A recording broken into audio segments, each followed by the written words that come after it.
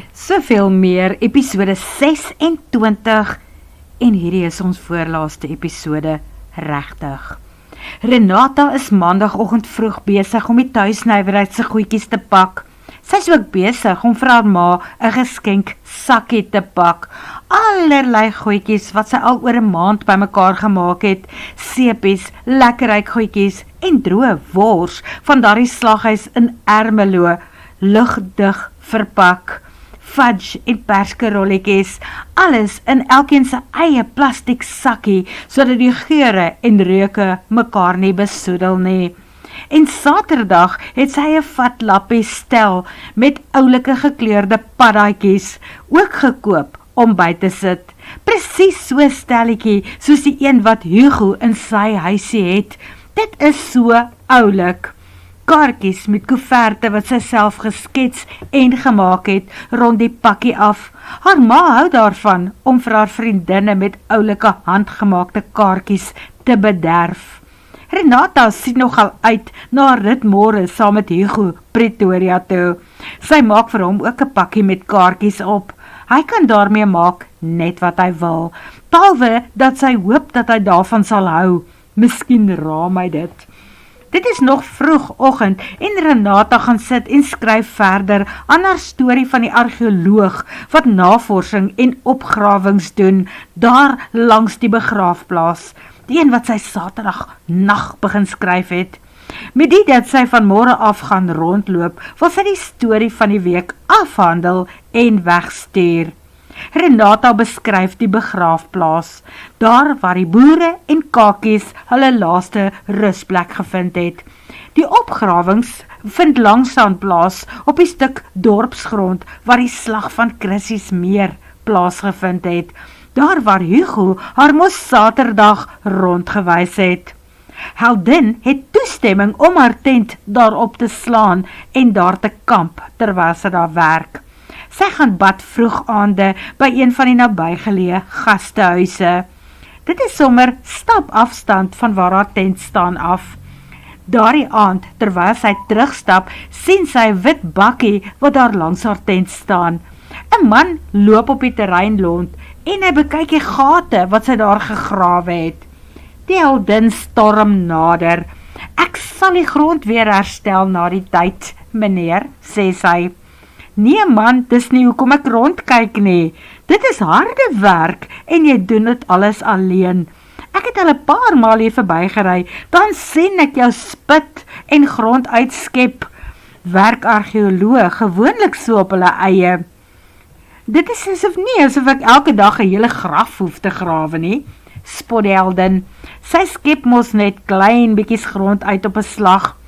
Ek is bang ek beskadig iets in die proses. Daarna sif ek deur die laag grond," vertel sy. "En vind jy darm iets?" vra die man en hy buk oor een van haar gate. Sy wys na die gazebo wat daar langs haar tent opgeslaan is. Daar is 'n bliktafel en op die bliktafel is haar fondse. "Kom kyk gerus.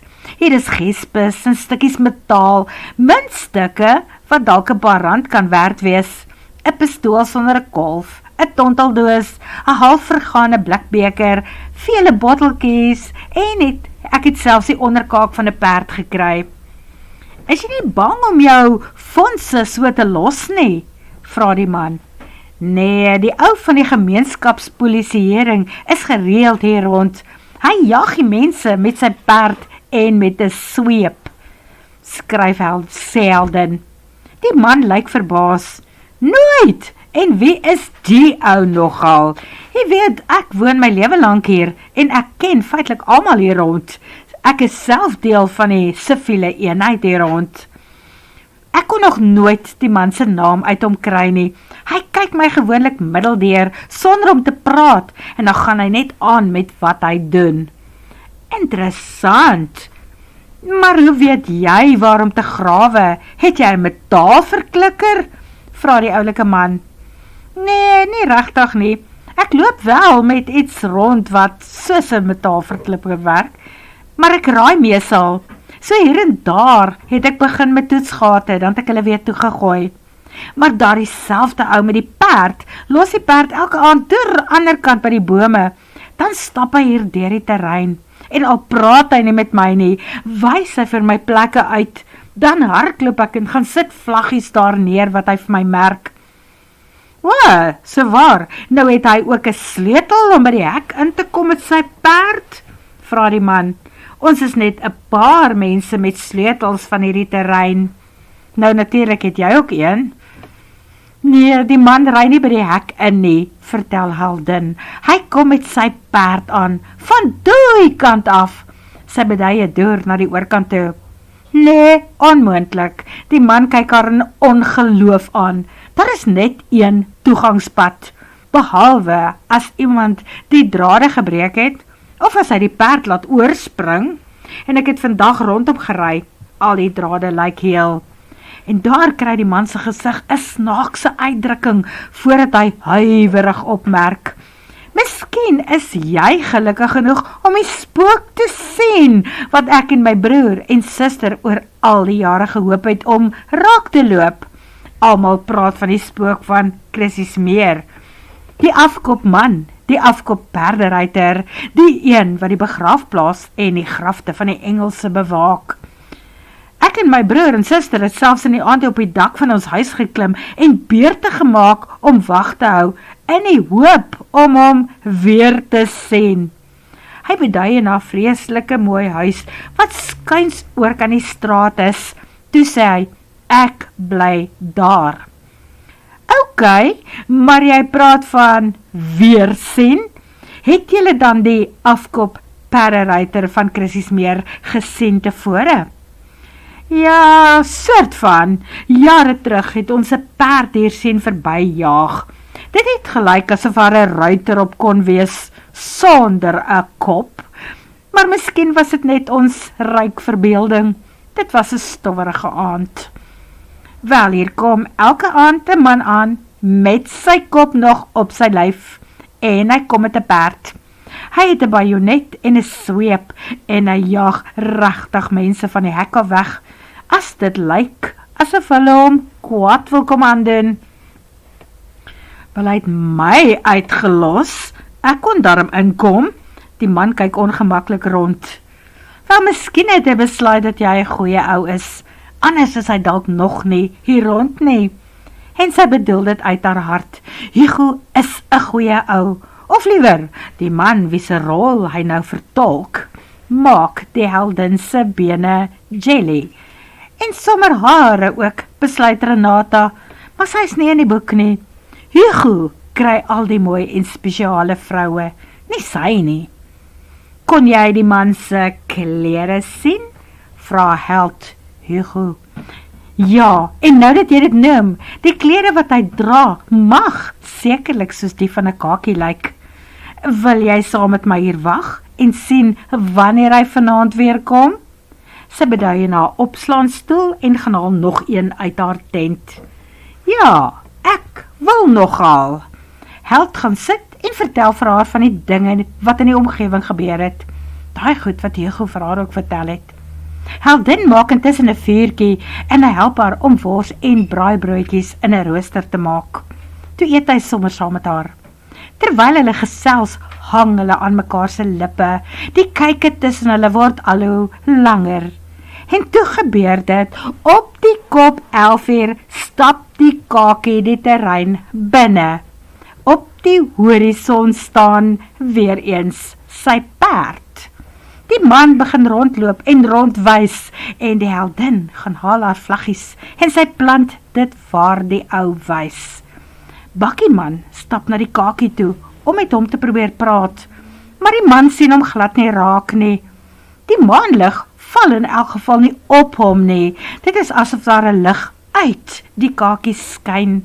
Hy is deurskynend.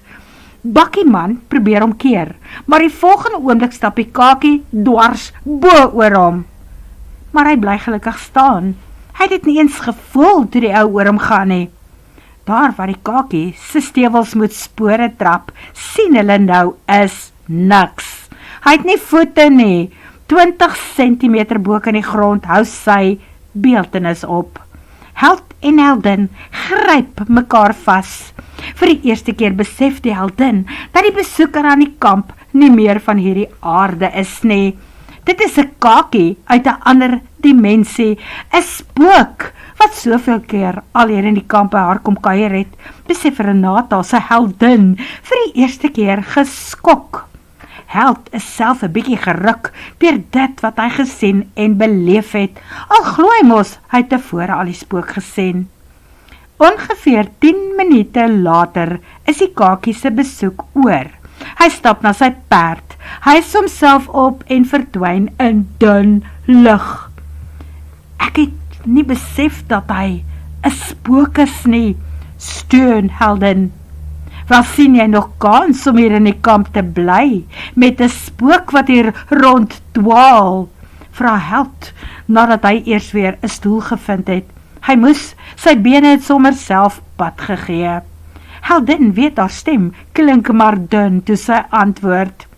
Ja wat, ek is so right hier, hy het nog niks gedoen wat my bang gemaak het nie. Inteendeel, ek het eintlik van die begin af die gevoel gekry, dat die man hier is om my op te pas terwyl ek werk. En so besluit held, dat hy maar in die aande sal oorstap, en kom seker maak, dat die heldin oukei is. En daar is 'n stort en 'n buitetoilet by hom. Dan hoef sy nie meer die gastehuis te betaal, om hulle sin te gebruik nie. Hy bied syne, daar skuins oor in die straat, gratis aan. Die volgende aand kom haal hy haar vir 'n braai. Hy wag saam met haar totdat die besoeker uit die ander dimensie sy draai kom maak, 11 uur. Teen daardie tyd kon hulle nie meer hulle hande van mekaar afhou nie.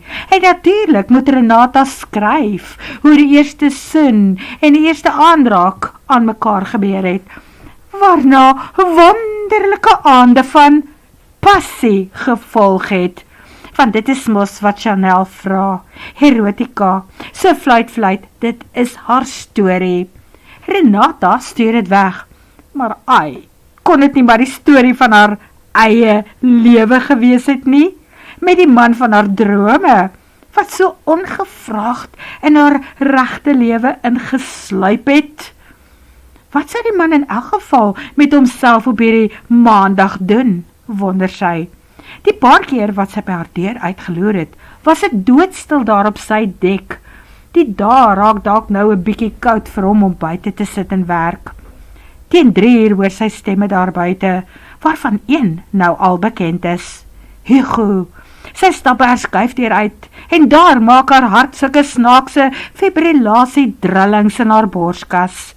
Dit gebeur elke keer as sy hom sien of hoor, en sy kan nie eens haar vinger op die oomblik sit, waarop dit die eerste keer gebeur het nie.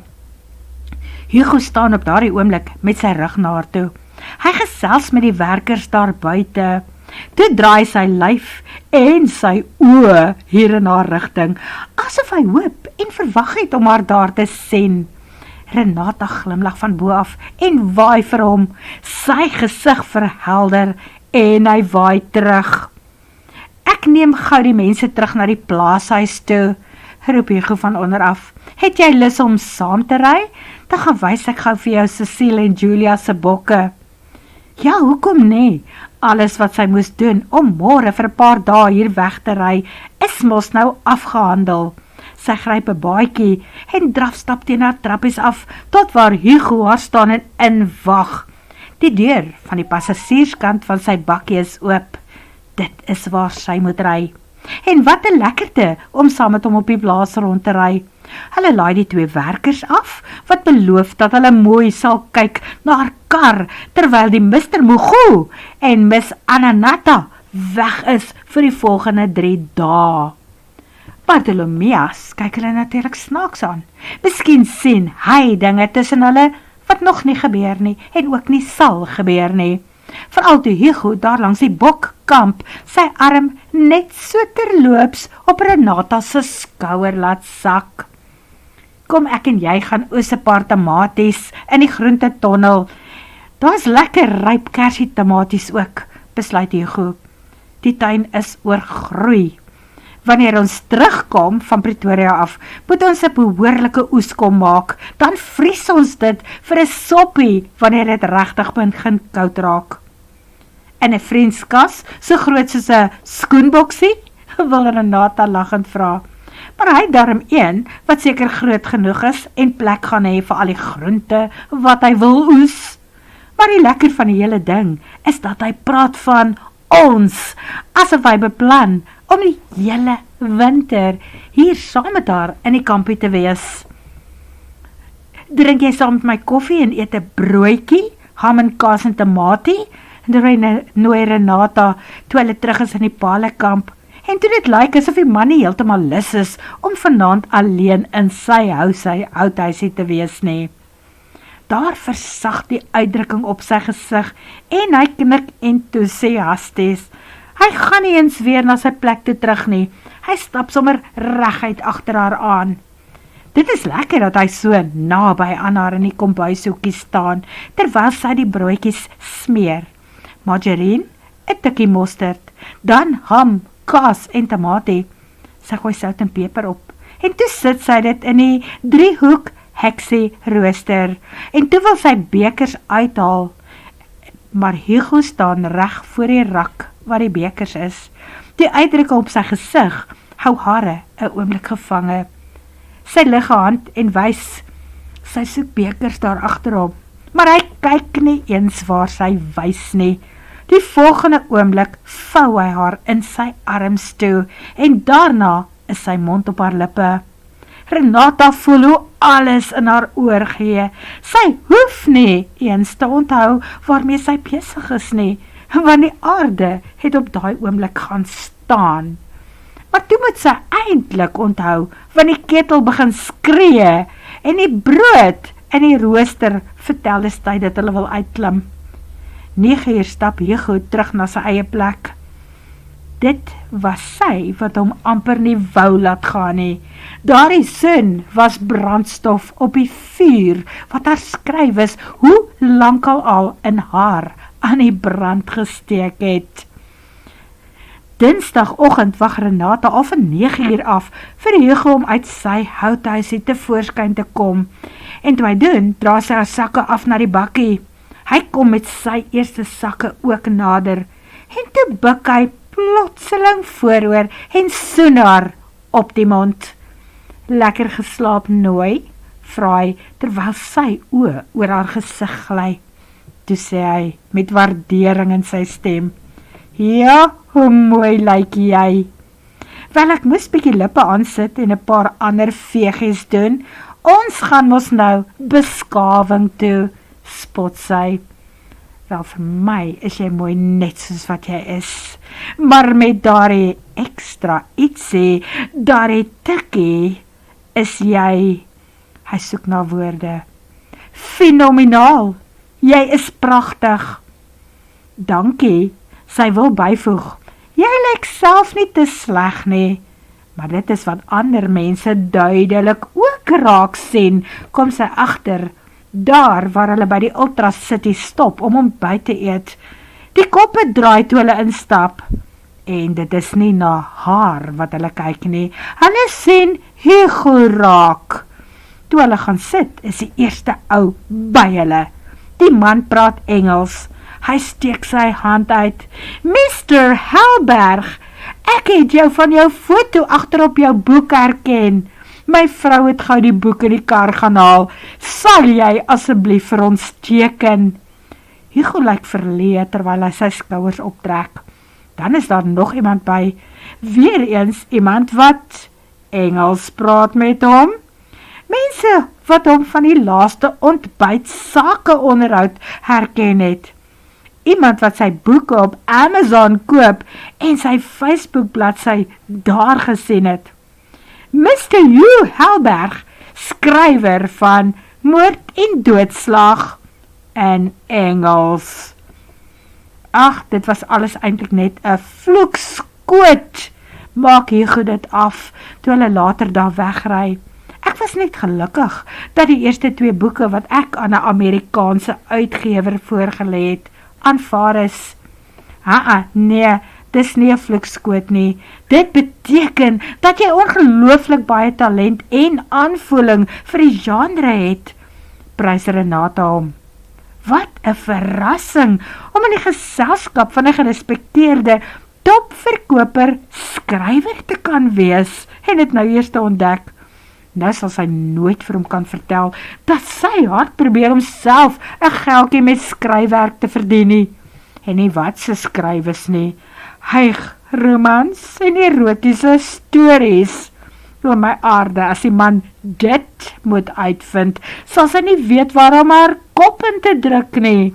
Skielik voel alles wat sy aanpak so goedkoop en so leeg.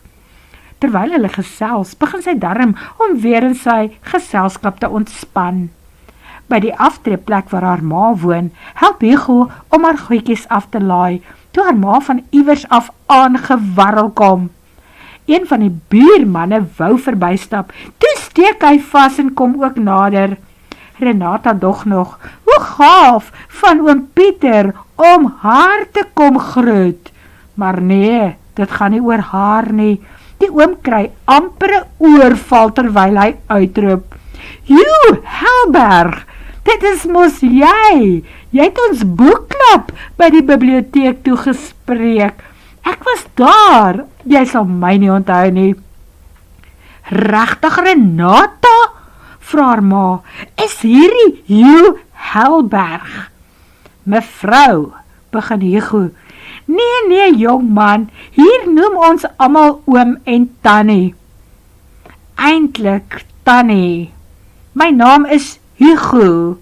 Hugh Helberg is net 'n skuilnaam. My naam is Hugo van Rein."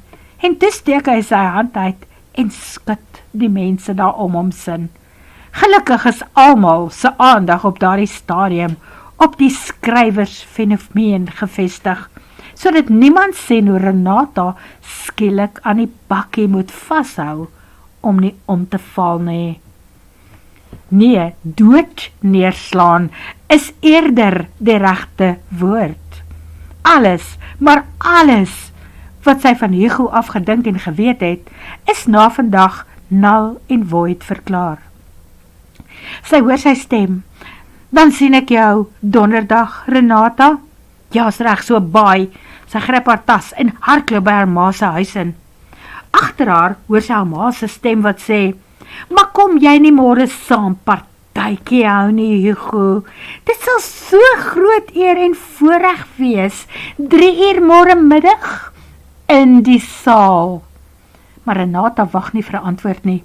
Verkieslik wil sy hierdie man nooit ooit weer in haar lewe sien nie. Iewers in haar onderbewussyn begin sy onthou dat Chanel gepraat het van haar man, Karel, sy broer, wat die skryfwerk wat hulle ontvang, nasien en redigeer. Maar daardie man toer glo iewers in Afrika rond, Kaap na Kaïro, of so iets. Renata weet nie vir wie sy die kwaadste moet wees nie, vir Chanel, wat haar om die bos geleid, of vir hom nie. Hulle het haar doelbewus aan haar neus rondgelei, en die ergste is, dat sy boonop nou haar hart teenoor Chanel uitgestort het. Sy weet so waar nie, waarom haar kop in te druk nie. As het van haar afhang, gaan sy nooit weer terug daar na Chrissy's meer nie. Iemand anders moet haar kar maar vir haar gaan haal, en miskien sommer die huis ook oppak, as sy 'n plan kan maak om die goed daar weg te kry. Word vervolg, en onthou dis die slot wat volg hierna.